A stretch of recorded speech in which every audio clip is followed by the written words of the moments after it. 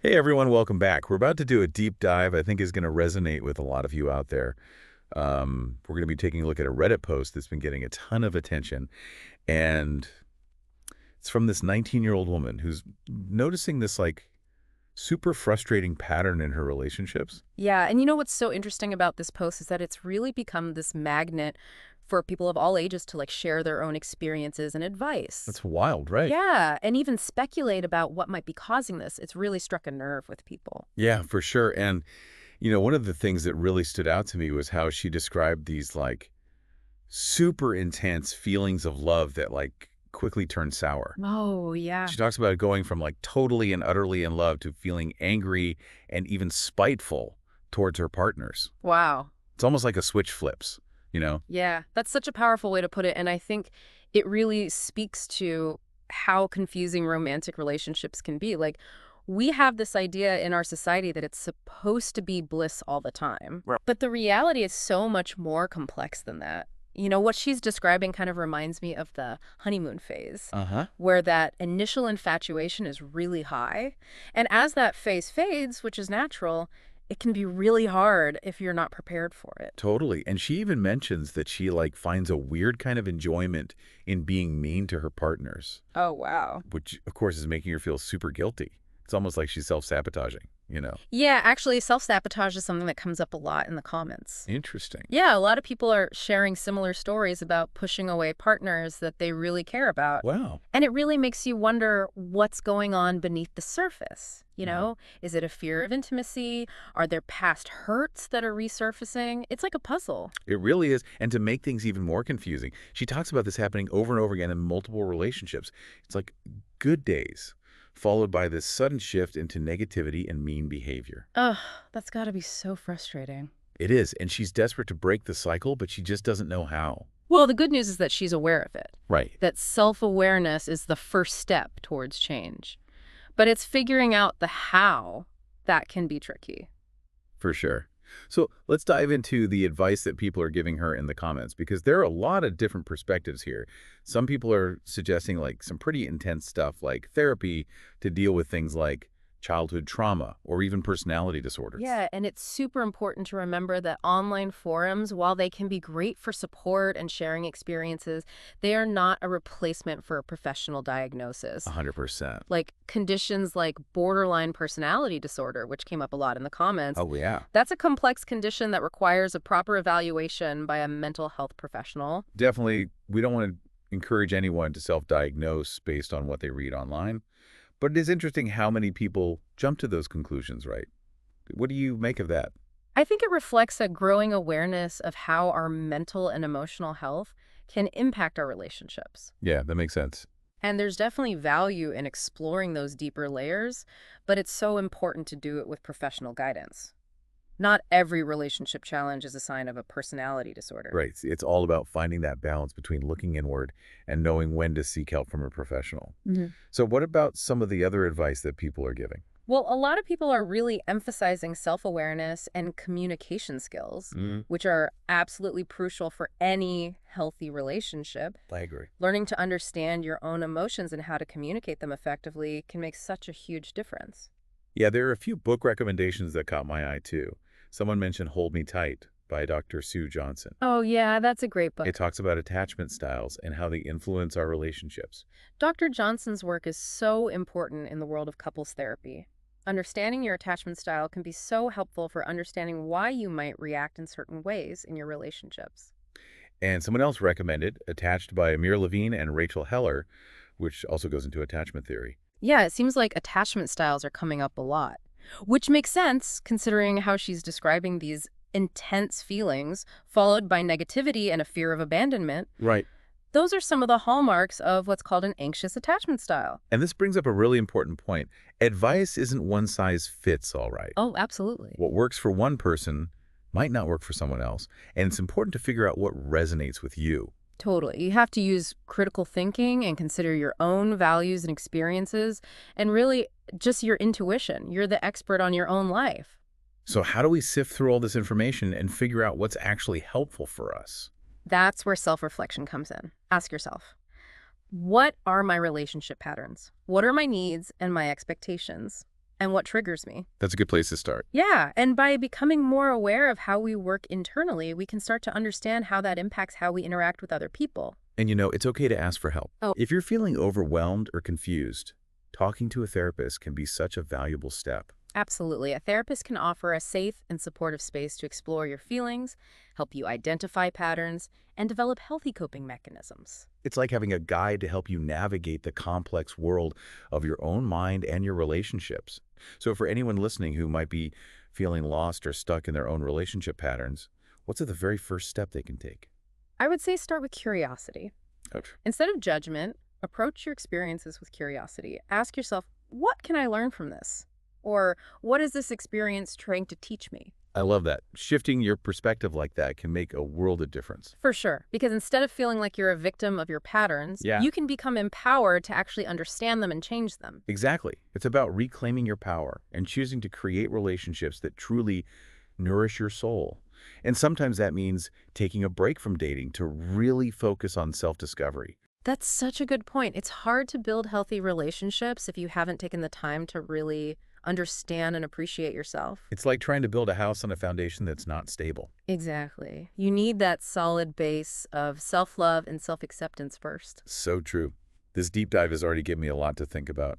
How about you? What's standing out to you so far? You know, one thing I'm really struck by is this cyclical nature of the problem she describes in the post. Oh, yeah. The fact that it keeps happening suggests that there might be a deeper pattern at play that goes beyond any single relationship. Right.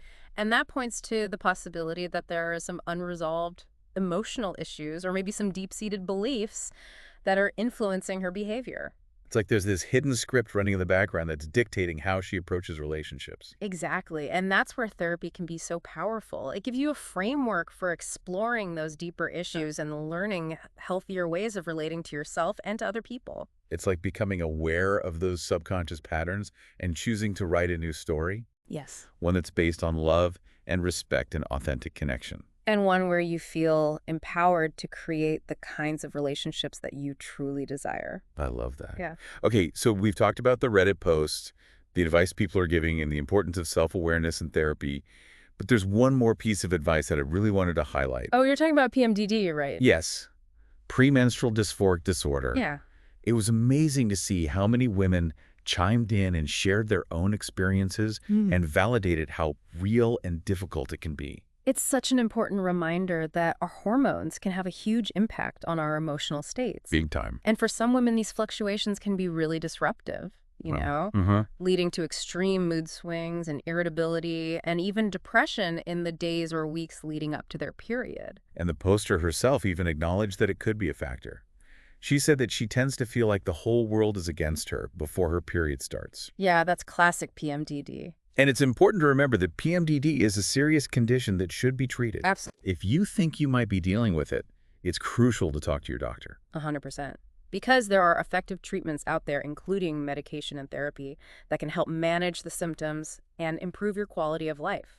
I'm so glad we're talking about this because it's often overlooked or dismissed. It is. Our hormones play such a huge role in our overall well-being, and it's important to understand how they might be impacting our relationships too. Couldn't agree more. The more we understand ourselves both physically and emotionally, the better equipped we are to create healthy and fulfilling relationships. This deep dive is really bringing together so many different threads, relationship patterns, communication, mental health, and even our hormones. It's all connected. It really highlights just how complex human experience is. We're not just one-dimensional beings, right? Right. We're a tapestry of thoughts and feelings and biological processes, and it's the interplay of all those elements that make us who we are and shape how we connect with the world. Beautifully said. It's funny how this whole conversation about PMDD kind of ties back into that idea of the honeymoon phase we were talking about before. Oh, yeah, right. Because like that initial intensity of the honeymoon phase, it can't last forever. Right. And when it fades, for some people, it can be a really tough adjustment, especially if they had these like unrealistic expectations about what love is supposed to feel like? Totally. It's like they've built their whole relationship on this foundation of fantasy, Yeah. and when reality hits, it can be such a letdown. And that's when the resentment can start to creep in. Yeah, They might exactly. start nitpicking or getting easily annoyed or just like withdrawing emotionally. Yeah, it's a super common pattern, and it often comes from this like misunderstanding of what long-term love actually is. So, what does healthy, sustainable love actually look like then?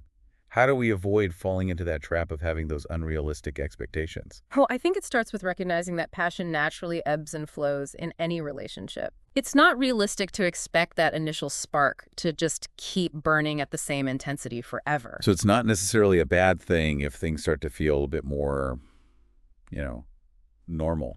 Not at all. In fact, it's actually an opportunity to build a connection that's deeper and more meaningful. Okay, so how do we do that? How do we nurture that kind of connection? One key ingredient is shared interests and activities. Mm-hmm. You know, think back to the beginning of a relationship. You're trying new things together, you're learning about each other's world, and that sense of discovery is so powerful for bonding. So are you saying we need to like keep things exciting and new all the time? Like always be planning these elaborate dates and trips? Not necessarily, it's more about finding things that you both genuinely enjoy doing Okay. and making time for those things even when life gets busy. Right. Like maybe you take a cooking class together or volunteer for a cause you both care about, or even just go for a hike and enjoy being in nature. It's about those shared experiences that help strengthen the bond. Exactly. And as you go through those experiences together, you're also creating a foundation for something else that's really crucial emotional intimacy. Yeah. And that is. It's about feeling safe and comfortable enough to share your deepest thoughts and feelings with your partner. You know, Yeah. it's about being seen and understood at a really deep level. And that takes a lot of trust, right? Absolutely. Trust is the bedrock of any healthy relationship. It's built over time through consistent honesty and reliability and emotional responsiveness. So it's not just about the grand gestures. It's also about those small, everyday moments where you're there for your partner Right. and you make them feel heard and valued. Exactly. It's about being present and listening attentively and offering support both in words and actions. You know, that makes me think back to that advice we were talking about before about communication skills. Yes. Communication is so essential. It's like the bridge that connects you to your partner. It allows you to work through challenges together and express your needs and figure out how to deal with conflicts in a constructive way. Okay, so let's say someone's listening to this and they're realizing that they might be stuck in that resentment trap. Okay. Maybe they've been clinging to those unrealistic expectations or they haven't been communicating as well as they could. What's the first step they can take? I think a good place to start is acknowledging your own role in the dynamic. Okay. Yeah. It's easy to blame our partner for everything that goes wrong, Uh-huh. but taking ownership of our own thoughts and feelings and behaviors is so important for actually creating positive change. It's about looking in the mirror and asking yourself, what am I bringing to this relationship? Exactly. And being willing to learn and grow. You know, relationships can be these amazing opportunities for personal growth, Uh-huh. but only if we're willing to put in the work. And that work might involve actually getting some professional guidance, right? Oh, absolutely. A therapist can offer so much support and insight as you work through these challenges and try to build healthier relationship patterns. It's like having a coach in your corner, helping you learn the skills and strategies you need to have a thriving relationship. I love that analogy. And it's important to remember that it's never too late to seek help. Whether you're struggling in a current relationship or you want to break free from unhealthy patterns in future relationships, Right. a therapist can help you work through that resentment and create a dynamic that's more loving and connected. It's about investing in your relationship with yourself, which ultimately impacts all of your other relationships. That is such a powerful point. The relationship you have with yourself is the foundation for everything else. This deep dive is really highlighting how important it is to take a holistic approach to relationships. Yeah. It's not just about finding the right person, it's also about becoming the right person to be in a relationship. Exactly. It's about personal growth and self-awareness and being willing to show up as your best self. I remember someone in the Reddit comments suggested taking a break from dating to focus on self-discovery. Oh, yeah, that can be so valuable, especially if you're noticing these repeating patterns in your relationships. Right. It's about taking a step back and giving yourself the time to figure out who you are and what you value and what you really want in a partner. It's about getting to know yourself on a deeper level so you can show up in your relationships in a more authentic and intentional way. And it's about building that self-love and confidence that you need to create connections that are healthy and fulfilling. Hmm. Because when you're secure in yourself, you're less likely to look for validation from other people or fall into codependent patterns. Speaking of codependency, Hmm. I think it's worth actually defining that term Yeah, good point. because it came up a lot in the comments. It did. It's basically a pattern where you rely too much on your partner for validation and self-worth Okay. to the point that you kind of lose sight of your own needs and identity. Right. And that can be draining for everyone involved. So taking a break from dating to work on your self-love and independence can be a really powerful way to break free from those codependent tendencies. For sure, it's about recognizing your own worth and choosing partners who value and respect you for who you are. This conversation is making me realize that relationships are so much more complex than we often give them credit for. Oh, they are incredibly intricate. Yeah. They hold up a mirror to our own strengths and weaknesses, our fears and desires. It's like holding up a mirror to your soul. It is. And sometimes what you see can be kind of scary. It can be. But it's through those tough moments that we have the chance to heal and grow and create relationships that are truly aligned with what we want and who we are. This deep dive is really making me think. How about you? Is there anything else that's standing out to you as we explore all these themes? You know what I find really interesting is how often the people in those Reddit comments, even though they're coming from these different perspectives, they seem to land on a few key points. Oh, yeah, I see what you mean. It's like there's this collective wisdom that emerges from the conversation, even with all the different opinions. Exactly. And those points where everyone seems to agree, they often highlight some really fundamental truths about relationships. Like the importance of self-awareness and communication and being willing to work through challenges. It reminds us that even though each relationship is unique, there are certain universal principles that apply to all of them. Yeah. And those principles are rooted in things like empathy and respect and a genuine desire to connect with another person. Beautifully said. So for those of you listening who are ready to keep digging deeper and really understand these ideas about relationships, stay tuned for the last part of this deep dive. We'll be exploring the world of attachment styles and talking about how they impact the way we interact with others. It's a topic that I think will shed even more light on the dynamics we've been seeing in this Reddit post. And it might even give you some aha moments as you think about your own relationship patterns. Okay, so we've been unpacking this Reddit post and how it's really gotten people talking about relationship patterns and communication and being self-aware. Right. And now I want to dive into something that came up again and again in the comments. Attachment styles. Yeah, attachment styles are so fascinating because they give us this framework for understanding how our experiences in early childhood, especially our relationships with our parents or caregivers, shape how we approach intimacy and connection as adults. So we're not just talking about romantic relationships here. Not at all. These attachment patterns influence all kinds of relationships, friendships, family dynamics, even how we interact with people at work. Wow. They're like these underlying blueprints that guide the way we connect with other people. Okay, I'm hooked. Break it down for me. What are these different attachment styles? So the three main ones that people were talking about in the comments are secure, anxious, and avoidant. Okay, let's start with secure attachment. That sounds like the one you want to have, right? It definitely has its perks. People with a secure attachment style tend to feel safe and secure in their relationships. They're comfortable with intimacy and being interdependent. They're good at communicating their needs, and they're able to ask their partners for support when they need it. So they're not afraid to be vulnerable. Exactly. They've learned from their early experiences that relationships can be a source of comfort and connection that they can rely on. Got it. And that allows them to show up in their relationships with a sense of ease and confidence. That makes sense. What about anxious attachment? The woman who wrote the Reddit post seemed to really resonate with that one. Right. Well, with anxious attachment, there's this big fear of abandonment and a constant need for reassurance. It's like there's this underlying anxiety that their partner is going to leave or stop loving them. Oh, wow.